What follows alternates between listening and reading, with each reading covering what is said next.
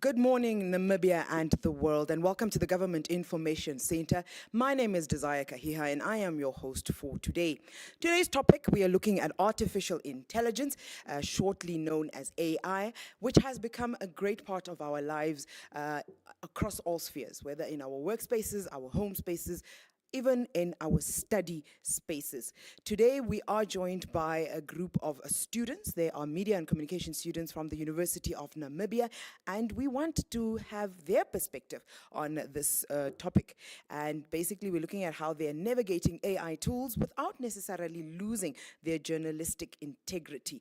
And I am joined by Stacey Kombungu. She is a second-year student and media and communications field.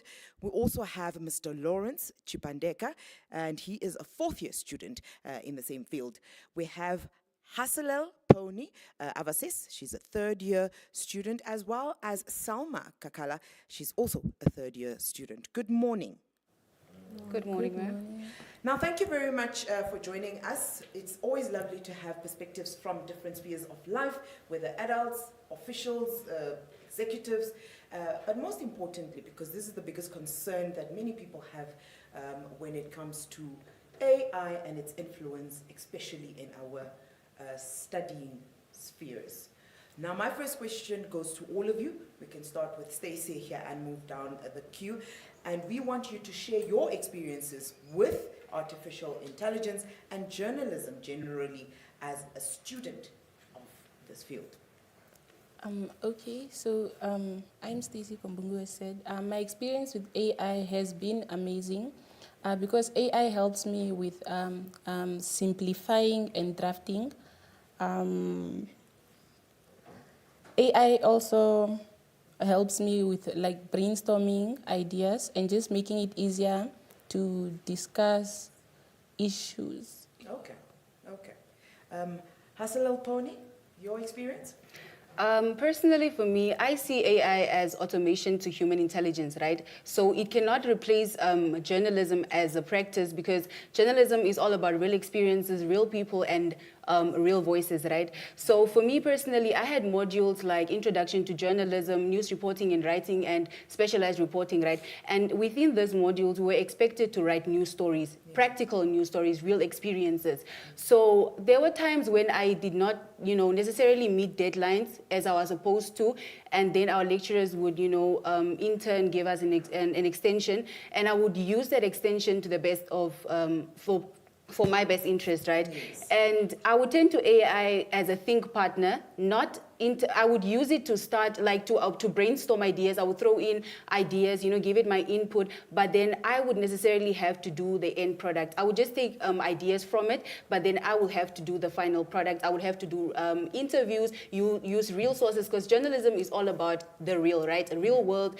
And one thing about AI is that it depends on global data, right? So you cannot necessarily use it as your final output, because when you take information directly from it, it's global stuff, it's not local stuff, right? And when you're writing a news story, for example, for the University of Namibia on, for example, topics like why students use phones in classrooms, you're not depending on American scenarios, you're depending on Namibian context, right? So you need to be very realistic even when you use AI. So for me, AI is just automation of human intelligence. Okay.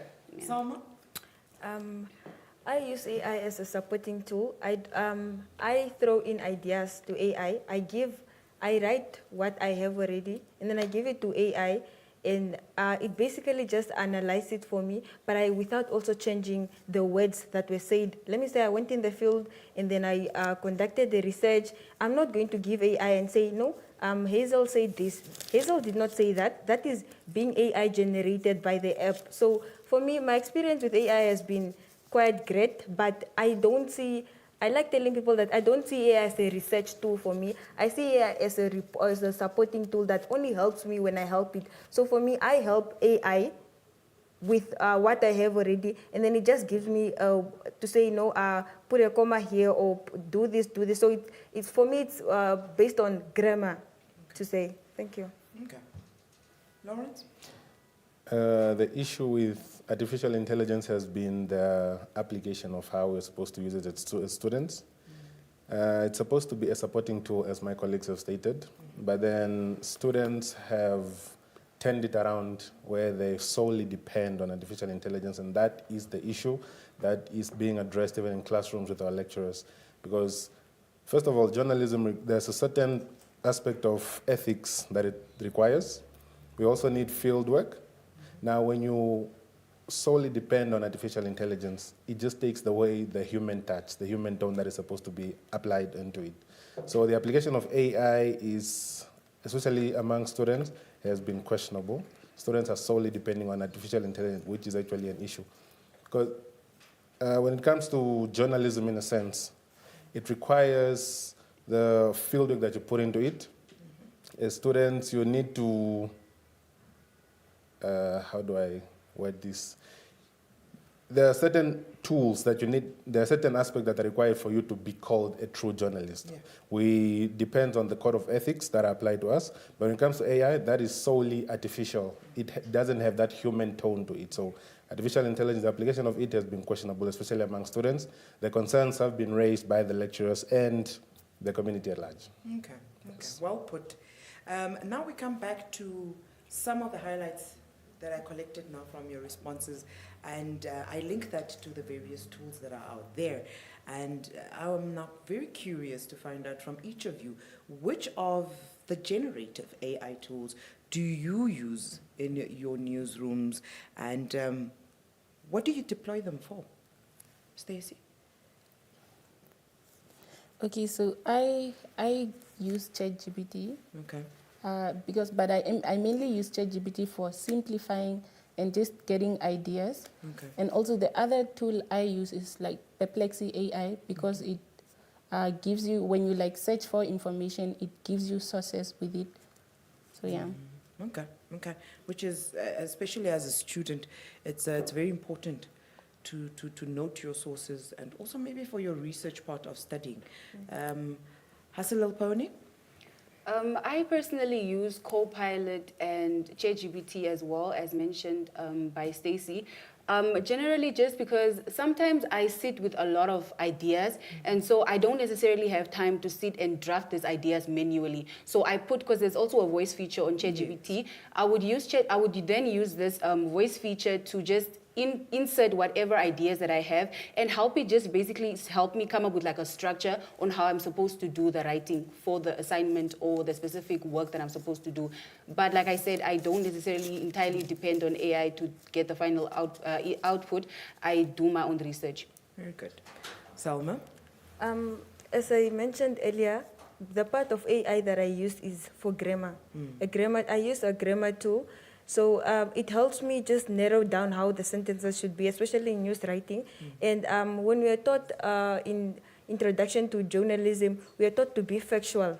And I can say that AI doesn't, it gives what it thinks it's correct, but then not factual. It's not dependent on research, and it's not dependent on whether this is actually experience and all that. AI does develop brain, it does damage brain development, because now you are giving this whole artificial intelligence robot to think for you. So for me, I use a grammar tool, because I feel like for me, the grammar tool helps me in a way that I don't, most of the times I can write something and then I say, no, actually this is incorrect. Or it can maybe say, instead of putting must, I must put have and all that. So it really does help me. I use grammar tool, and I use also Copilot, which is more or less like ChatGPT, but also a bit, there's a huge difference to say.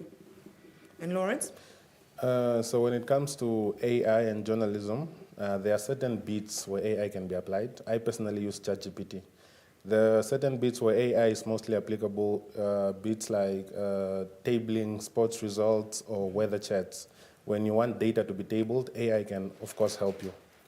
But then when you need that certain bits like political or social issues that requires the human touch, that has to be done by me myself. Also, AI helps in proofreading. This is just to ensure that you do not have grammatical errors in your writing. So meaning you need to have the whole concept already written by yourself, and then you just give AI to check, like, please help me to ensure that the grammar that I'm using, the punctuation marks, everything is in accordance to what I'm supposed to say here. Okay. Lawrence, you touched on something there. You were referring to beats. That is a familiar jargon in the world of communications and journalism, more so journalism or media.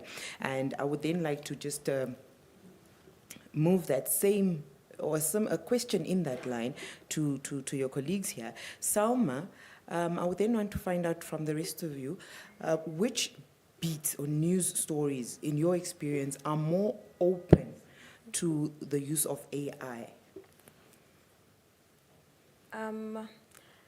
I would say sports and weather, but also I wouldn't want someone to rely so slowly on ChatGPT if they want to give weather reports, because I believe that if you're saying it's raining in Tsumeb today, then you must have a rain gauge in Tsumeb, right? That is recording. AI does not have that in Tsumeb, right? So I would say it's sports, because I feel like sports it's more focused on patterns and it's more focused on factual data, because it is sports, it happens, it is live streamed everywhere, and it is live streamed everywhere, and this is actually factual data that is open to news beats. Okay. Hassan Al-Pony? Just to add on to what Salma says, it's very true not to depend on AI, because AI is not human, right? And it can never replace human attributes.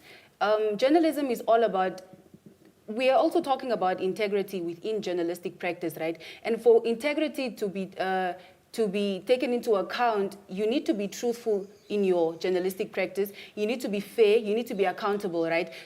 AI does not have all of these features. AI is based on global data patterns that had been put into it, right? So you cannot solely rely on AI to determine what weather it will be and all of these things. That's why we have weather systems and stuff like this to in turn help us, right?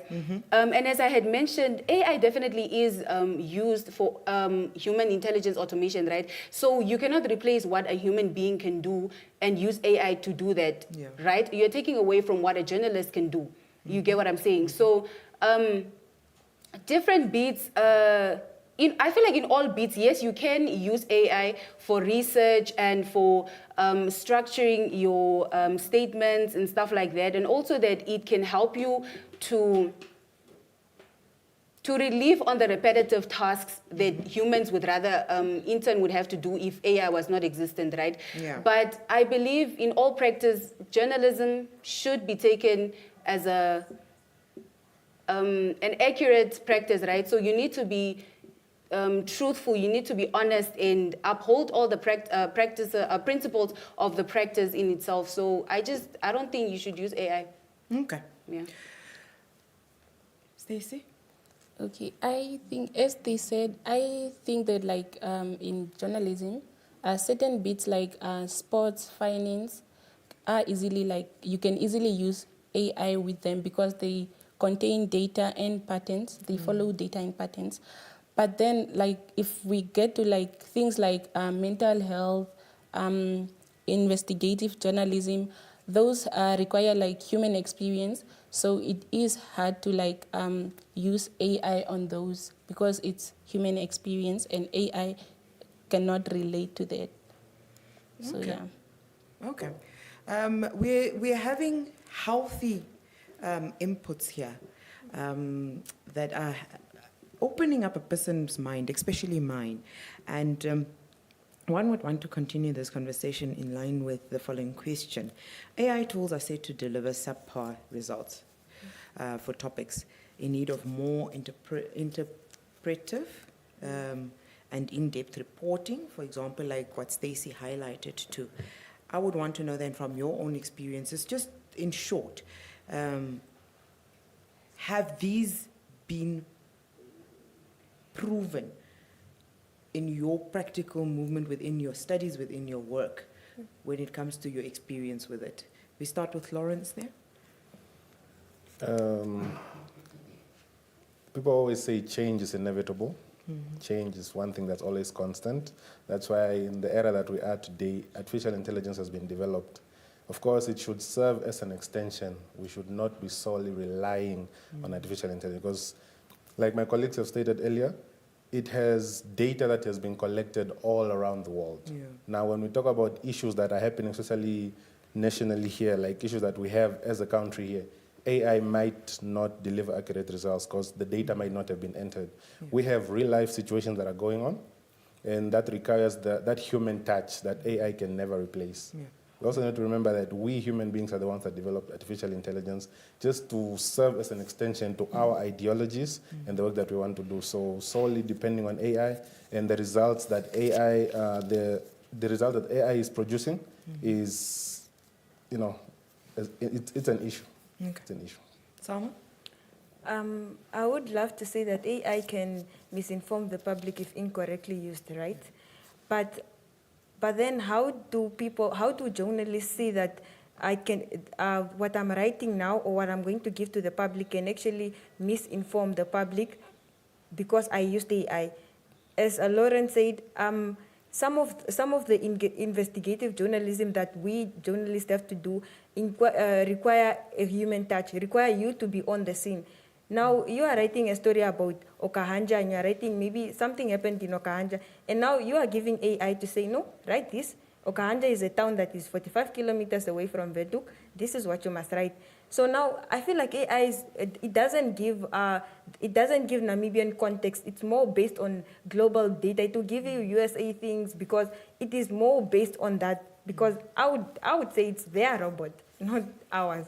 But it does, yes, inform the public if incorrectly used, and it doesn't give Namibian context based, if I can say. It does give, but not factual Namibian context based. Okay. Hassan Alpani? One of the major things, or rather the major principles in journalism is maintaining credibility, right? That is one of the most important things and something that we cannot overlook. So when it comes to using tools like ChatGPT or AI, yes, it's okay to use when you're brainstorming and coming up with ideas, but to solely rely on it for journalism is entirely wrong. Because you would want to be trusted as a news source or as a publishing entity or whatever. You would want your people, your audiences to trust that the news that you have published is credible enough to state that there is truth in what you have reported. Journalism is not supposed to rely on AI, or journalists rather are not supposed to rely on AI because there needs to be credibility when you're publishing a story, right? And when you use AI, just like mentioned before, it used global data. So it might not even be relevant for the story that you're publishing. In journalism, we need to ensure that the news is relevant, prominent, and all these other things, right? And credibility is on the top of the chart, right? So we have to ensure that the news that we publish is credible. And when we use AI, how then do we contradict ourselves and say that the news is actually credible, but we've actually used AI? And one thing I've also realized in my studies is when I try to put all my notes, I can have, like, for example, 200 slides, and I have 2 or 3 days to study for an exam, let's say. And I put all of these notes in ChatGPT, and I tell it to make it concise for me. It will concise to the point of 2 sentences. And I don't need that. That will not help me pass an exam. So credibility is very important in the practice of journalism. Okay. That is a very strong point. Stacey? Okay, I would like to touch on authenticity. I think most beat writing, or let me say, we can all tell if somebody used AI to report or write a story. So I feel like we should avoid using AI because it loses, work loses its authenticity and that human feel and emotions. So yeah, I think that's all I can add to what they have said. I think I'm loving the points that we've brought out here. It's the fact that, as you said, the only thing that remains constant is change. Those were, a very strong thing because it ties into the fact that the world is moving. It's evolving whether we like it or not. But where do we then draw the line between what we allow for AI to do for us and what we need to retain in order to retain authenticity, credibility, integrity, and especially in the fields of media and journalism. The points that you have brought out to us today are very strong. At some point, Salma mentioned brain development. which is very true, because you're no longer allowing your brain to think for itself, and the brain needs to do that. The neurons need to burn for it to actually broaden itself. So I'm loving this discussion because it's helping us look at certain aspects. We have definitely looked at AI as this beautiful tool, and that it is in many aspects of our lives, but we need to consider the tools that we're using from both perspectives and understand how they fit into what it is that we need and whether it is actually necessary for where we're at a particular given time. As we're rounding off our session, I would like to give you all the opportunity to just give us your last words. What would you want to impart or leave with us and the audience? Stacey? I would like to say, I think journalism is truth and accountability. So if we use AI properly, authenticity in journalism can remain. Okay. I believe AI literacy is very important. We need to know what type of tools that we're using and for what specific purposes that the tools are used for, so that we avoid things like using content generally just created by AI and using it as our final work. I cannot stress that enough. Yeah, for real. Selma? Journalism is a practice of finding and gathering information, right? So all in all, I'm still going to stand on AI cannot replace journalism, but AI is a supporting tool to help journalism, but cannot replace it. And I feel like moving forward, as students, as journalists that are already in their fields and are doing their job perfectly, I believe that we should keep the integrity, and we should be factual about what we are reporting on, and we should not lose the credibility of reporting by being blindsided by AI. Thank you. Lawrence? Right. At some point, the students that are sitting here are going to be the ones leading newsrooms. So we need to tackle the issue from where it begins in order for us to ensure that we uphold the integrity of newsrooms. In order for news houses to remain credible, we need, because this issue is stemming from, the base where we are right now in school. Students are solely depending on AI for the results, and that is going to affect them in the long run. So we need to properly find a way on how to give proper lessons on how to apply artificial intelligence, especially to our academic work. That will ensure that the journalists that we have in the future are credible and they know how to do their job without solely relying on artificial intelligence itself. Remember, journalism also needs sources, and artificial intelligence cannot provide that. So you need to be in the field, you need to get your hands dirty, you need to get the news from credible sources in order to ensure that this news is actually factual before you publish it. So we need to find a way to have artificial intelligence lessons being given to students, be it at universities or even on school level, because the kids are also coming up here. We need to ensure that we need to teach them the right way on how to apply artificial intelligence. I like the last point there, starting it from the roots. We don't even need to wait for them to reach university. I think it's one of those that we need to already implement in our school systems, having a class or a module specifically addressing the pros and cons of AI and how to utilize. Thank you very much for all of you. Thank you for opening up our brains. In as much as we are futuristic in thinking, we are not opposing the changes and evolution of the world, but we need to consider how best to tread in order not to lose ourselves as human beings. Let us not lose ourselves to the machines. Thank you very much for everybody who made the time to be here to teach us. Thank you very much, you, our audience. You're sitting in your living rooms, your offices. Please be reminded that we do have a 12 o'clock media conference that we will be having. So don't go too far. For now, though, bye.